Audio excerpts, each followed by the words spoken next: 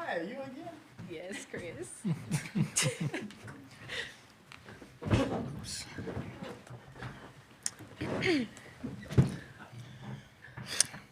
All right, welcome to the post-game press conference for Game 4 of the 2026 SEC Softball Tournament. We are joined by Auburn co-head coach Chris Malvo, center fielder Mania Womack, and catcher Ava Ratliff. If you have a question, please raise your hand, wait for the microphone, and introduce yourself, but we will begin with an opening statement from Coach.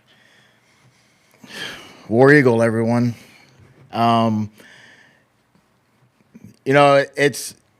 talked about it being a new season going into this week, and it's truly been that. And this is a team we've been waiting to see for a while, and it's so fun as a coach to be able to sit and watch. That game is wild. It's a very difficult team to play against, just because throughout their lineup they have so many different weapons and so many ways to beat you and score. And you've got to score runs to have a shot at beating them. They have a diverse pitching staff as well that they do a good job of changing speeds, and they spin the ball well. They pull you into stretching the zone, and so it's pretty mentally taxing to go through and as a lineup to kind of maneuver through that staff. And really felt like our team did a great job of just controlling what they can control, and getting what they want and being aggressive with it. That's pretty much it in a nutshell, what you saw from our offense, and really playing free, staying in attack mode, making them throw it in the zone, and then just getting after it and trying to keep it as simple as possible. Proud of this team and proud of the fight that they have, and it's awesome to see them be able to be who they are out there. And what you're watching is truly what this team is made of. And we, as a coaching staff, we're so proud of them. All right, we'll open the floor to questions. Please direct your questions to either Coach Malvo or the student athletes. Joe Menzer, ESPN SEC Network. Ava, I'm interested to know what you guys are eating in that apartment after yesterday. And are there any other roommates who are belting home runs like this, or what's the story over there? Well, I don't really think Chris wants to know what we eat sometimes.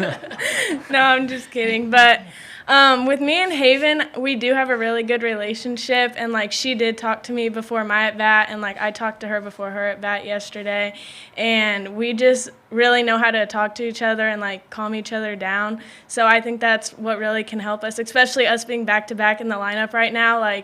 We freshly can talk to each other right before our at bats and help us just relax and be ourselves. Could you also just talk about your home run, the huge home run? Well, I mean, during that at bat, I was just looking at the dugout. We have this sign that we do, and just know that we can do stay within ourselves, and we can do it, and our team has our back. And so I was just thinking that and sticking to the plan that we had and relying on all my preparation that I do. I just wasn't trying to do too much. Thank you. Go right here. Okay, house money, red or black tomorrow? Is blue and orange a color too? Yeah, So blue and orange. We'll go with that. Color. But you could navy. I'm sorry, navy blue and orange. There you go. You could be one that for the first time has played a 3 stretch into the 500 record. So you're sitting. Yep.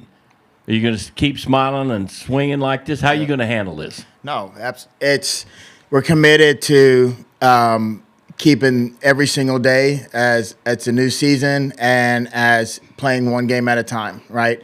We're able to keep that reset. We're able to, as we go in, we'll have some time in the afternoon to kind of get away a little bit and kind of rest a little, and then we'll get back together tonight and start talking about tomorrow. It is right now. The mindset doesn't change. We're committed to playing one game at a time. It doesn't matter what else is going on or what else is going on around us. We're we're now going to be focused on Florida and doing everything we can to get us ready to be able to go compete against them. There's a lot more on the line. There is. But if we think about all those things, then you start falling into that trap. So Enjoy. we'll do. Coach Jeff Brown, D1 softball. Your bullpen might have been the most active place on the field today because I think everybody was throwing. But can you talk about one, you kind of rode Butler, Yeah. especially against Maya, and worked there in a tough situation. Then going back to Ella, talk a little bit about the strategy in the seventh. Yeah. They were working Charlie a little bit, and she was laboring through those innings, really kind of felt like there were certain pieces that were going to be coming up in the seventh that we weren't really comfortable with that matchup. And being a 3-run difference, it's a team that if they get 1 or 2 runners on, now you're in a totally different situation of trying to maneuver through there. And knowing, when we made the switch from Ella, we felt like her ball was, starting to kind of lose a little bit. And but I think with the game on the line, she wanted the ball. She's the one that really wanted to go back in. We asked her how she felt, and she's said absolutely. And so, kind of gave her, maybe it was a little bit of a mental break, a little bit of reset, and she's able to get back in and do her thing. Do you have one in the back? Joe? Oh, yeah, sure. You're not known for. Oh, sorry. You guys really weren't known in the regular season for hitting a lot of home runs. What do you attribute this power surge to?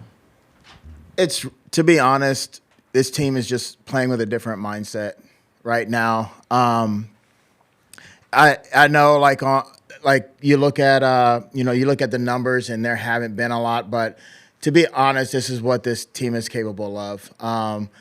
Early on, felt like in February we're playing free, and you see a lot of those numbers, probably a lot of the home runs that are there, came in early on in those tournaments, and we hit a little bit of a rut as we got into conference play and worked through. But I think the biggest part of the rut was more of us mentally and how we responded to who we're playing. And we're playing the same teams now, and it's all it is really a different mindset. Being free in the box and being in that attack mindset and just thinking about what you're trying to accomplish and not worrying about what might happen if I don't do it, right? If or what the situation is at the time or anything like that. Those are the things that can kind of paralyze you to play when you're in a moment like that, or you're trying to accomplish an at bat against a really good pitcher. If there's any little bit of tenseness or whatever, it's gonna be very, very difficult for who we got to face going through the year. And so, control what you can control. I think part of it too. I think we got to realize how that the dynamic of our team. You have a first time starter here. You have a freshman up here. Like it. I think a lot of the outside has to give this team a little bit of grace to grow a little bit as well. And I know that's not what you were asking, but I think allowing this young team to kind of figure things out. And it's been a very difficult year throughout the year of you look at what's going on in the field and a lot of the outside noise and this team needs some time to be able to grow. They're young. There's times that we got 5 freshmen on the field, or, if you count Kylie Shaw, she's really a freshman. She graduated high school early last year, went to Florida in the spring, and so she's really a freshman. And you look around and you have, probably there's 2 people on the field that have played a significant amount of games going into this year. This team, what you're seeing is a little bit of growth, and they've kudos to them for wanting this so bad that they're willing to let themselves be in this mindset and fight and compete and grind through those tough times and come out on the other end to feel this part of the game again.